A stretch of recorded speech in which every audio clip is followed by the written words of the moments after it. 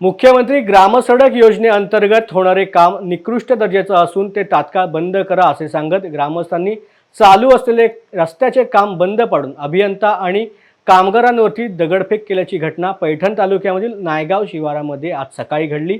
यावेळेला दगड लागून अभियंता जखमी झाला असून जेसीबीच्या काचा फुटल्यामुळे मोठं नुकसान झाल्याची तक्रार कॉन्ट्रॅक्टर एस.के. दौड इन्फ्रास्ट्रक्चर यांनी पोलिसांमध्ये दिली आहे।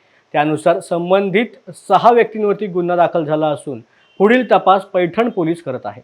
नायगावचं मी एस.डी. दौंडे, माझा इंजिनियर आणि कोकलन साईटवर काम करत होते। जवळजवळ एक तारखेपासून काम चालू होतं। काल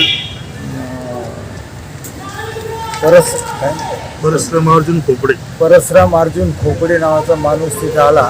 डायरेक्ट इंजिनियरला मारहाण केली। 5-6 जण होते, पूर्ण दारू पिल्ले होते आणि त्यांनी मशिनरीवर पण दगडफेक केली आणि सांगितलं की काम करायचं नाही, काम बंद।